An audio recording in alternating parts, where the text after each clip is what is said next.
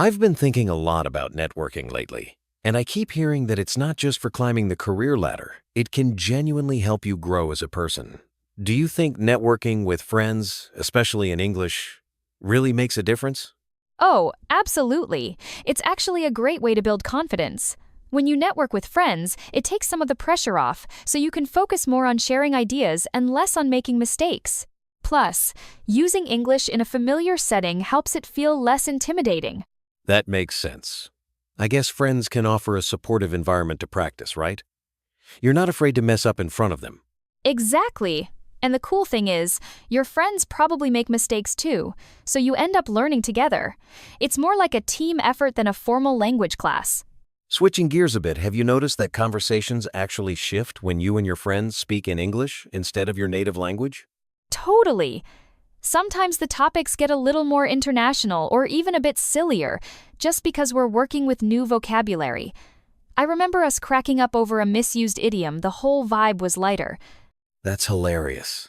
I guess speaking in English opens up opportunities to bring in pop culture references or stories you wouldn't normally share. Yes. And you end up discovering sides of your friends you didn't know existed, like who's secretly watched every British baking show or who can quote The Office word for word. Thinking about it, it's not just about the language, is it? Networking with friends in English seems to build other skills too. For sure. It's almost like muscle training for your brain. You get better at listening, thinking on your feet, and even explaining things more clearly. One of my friends started leading our group discussions just because he got more comfortable expressing himself in English. That's awesome. Do you think this experience helps people in professional situations later on? Definitely, the confidence and clarity you build among friends transfer straight to job interviews or work meetings. Plus, you have all these funny stories to break the ice with new colleagues. But let's be honest, it can feel kind of awkward trying to speak English with people you've known forever. How do you get past that barrier? Honestly, it's awkward for everyone at first. What helped us was making a game out of it, like, whoever mixes up words has to buy the next round of coffee. Laughing about mistakes together makes it feel less serious and more like an inside joke. I love that idea. Turning it into a game probably takes all the pressure off. Reminds me of how kids pick up languages just by having fun. Exactly. And suddenly, you find yourself using phrases you'd only seen in textbooks but never dared to say aloud. It becomes a lot more natural, and the fear just fades away bit by bit. Something you said earlier about work meetings got me thinking. Has networking with friends in English ever led to unexpected opportunities for you? Actually, yes. A couple of us ended up applying for the same internship after one friend shared the posting in our chat group. Because we'd been practicing interviews in English together, we all felt way more prepared. That's such a great example of how casual networking can turn into real-life chances. I guess you never know when a friendly conversation might change your path. Exactly, and sometimes just reaching out or chatting in English opens doors you didn't even know existed. It all starts with getting a little bit out of your comfort zone with people you trust. Let's jump in with what's usually the hardest part, starting a conversation in English when you're meeting someone new. My stomach still flutters when I have to say that first hello. Do you have any go-to openers when you're meeting someone for the first time? It's funny sometimes, just commenting on what's happening around you works wonders. Like, if you're both in line at a coffee shop, mentioning the pastries or asking if they've tried the coffee before can break the ice without feeling forced. Totally, those everyday moments really help take the pressure off. I used to overthink my first sentence, but now I stick to simple stuff like, busy day? Or, is this your first time here? It feels way more natural. Exactly. And if you're nervous about your English, sometimes just smiling and showing genuine interest does half the work. People pick up on your friendliness, not on every little grammar mistake. Now, once you get past that first hello, the small talk phase can get tricky. I used to freeze after the basic questions. How do you keep the conversation flowing so it feels more meaningful? Well, I try to dig a little deeper by asking open-ended questions. Instead of just, where are you from? I'll say, what brought you to this city? Or, what do you like to do for fun? It gives people more to work with. I like that approach. It also gives you more chances to relate and share your own stories. Sometimes I toss in a quick story about getting lost or learning something new. People usually laugh and share their own mishaps. That's a great trick. Plus, it makes you both feel more relaxed. I find that when I admit I'm learning English, people are extra patient and even share their own language struggles. But even with the best intentions, awkward moments happen like forgetting a word or not understanding someone's accent. I still get embarrassed when this happens. How do you get past those moments? Oh, I've totally been there. When I blank on a word, I'll just describe what I mean or even use my hands. Most people actually appreciate the effort and even try to help you find the word. I've noticed that too. Sometimes people even enjoy teaching you a new word or phrase, and laughing it off together helps everyone relax.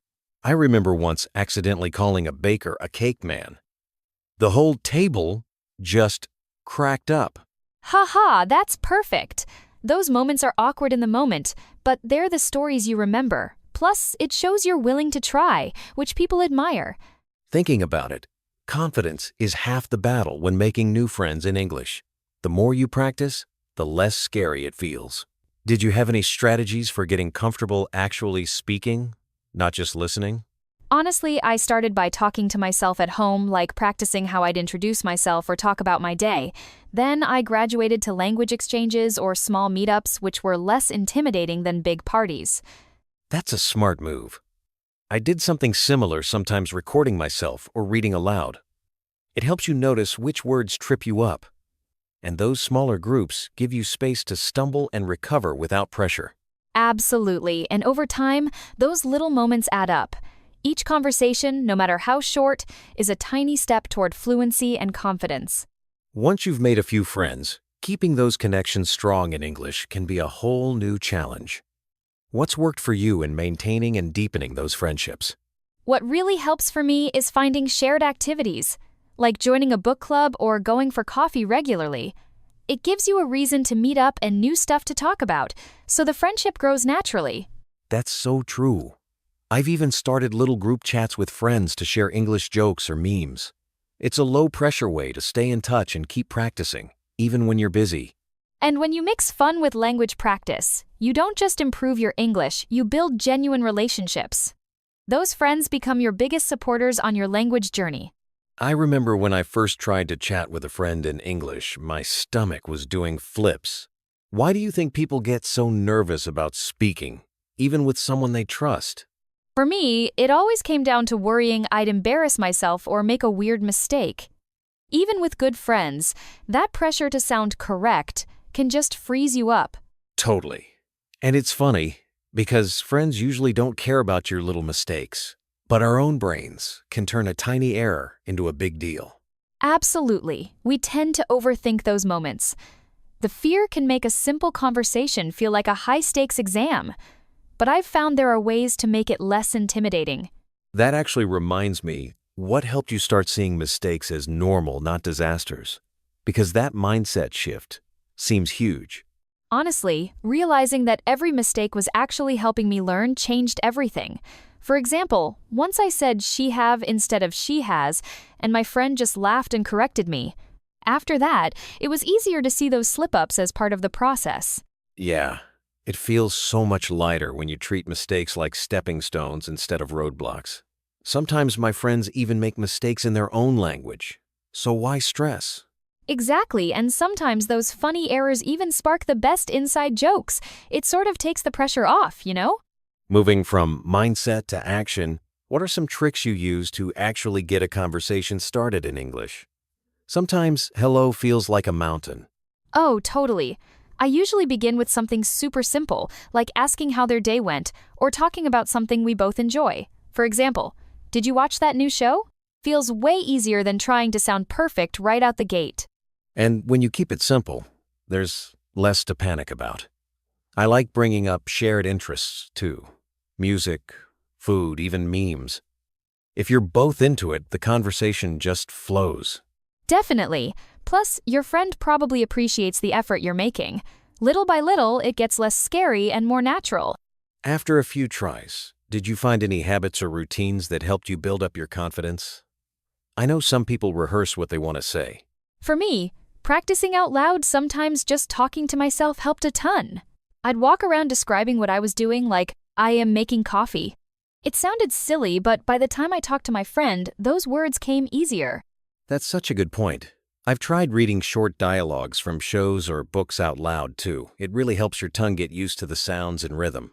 Exactly, and recording myself was a game changer. It's wild hearing your own voice, but then you spot what you're good at and what needs a tweak, all by yourself. What surprised me most is how conversations with friends can actually turn into the best language lessons without feeling like homework. That's so true. My friends and I sometimes turn it into a game like, who can use the funniest new word in a sentence? It keeps things playful, and you end up learning more than you realize. I love that. When there's laughter, you remember the words better, too. And honestly, a relaxed mood makes it way easier to try saying new things, even if you mess up. Exactly. The more fun you have, the more you want to keep going. Before you know it, you're not just losing your fear, you're actually looking forward to those English chats. So, making new friends in English can be pretty intimidating, especially if you're worried about language mistakes. What's your take on the very first step? How do you break the ice naturally? Honestly, I always recommend starting with something simple, like a compliment or a casual question about what someone's doing. It takes the pressure off both sides if you just comment on something around you like, "Hey, that's a cool notebook." Or, "Is this seat taken?" It's surprising how quickly that can open up a conversation. Yeah, and it feels so much less forced than just jumping in with a big introduction. Sometimes even a shared smile can set the tone, don't you think? Absolutely. A smile is universal. People pick up on your openness right away. Plus, if you're a bit nervous, acknowledging that can actually make things more relaxed, like saying, "I'm a bit new here, mind if I join you?" That kind of honesty can be disarming in the best way. Once you've opened the door, though, small talk can be tricky. I always worry about sounding awkward or running out of things to say. What are some topics that actually work in English? Funny you mentioned that weather really is the classic, but it doesn't have to be boring. You can ask about weekend plans, bring up a popular show, or talk about music. Even something silly, like asking if they're a coffee or tea person, gets people chatting. The key is to listen for something you can build on. I like that it feels more like a game of catch, where you're both bouncing little bits of info back and forth. Have you ever found yourself surprised by a small talk topic turning into a real conversation? All the time. I once asked someone about their headphones, and it led to a 20-minute chat about concerts and travel. You never know which detail is going to unlock a bigger story. Speaking of surprises, what about those moments where the conversation stalls or you blank on a word? That can feel so awkward, especially in a second language. Those pauses make everyone nervous, but they're totally normal. I usually laugh it off something like, "Lost my words for a sec," or I'll ask the other person to help me remember a word. Most people appreciate the honesty, and it can lighten the mood. I've noticed that too. Sometimes just admitting you're stuck helps the other person relax, like they don't have to be perfect either. It's almost like those hiccups make things feel more real. Exactly. People bond over imperfection way more than over flawless conversation.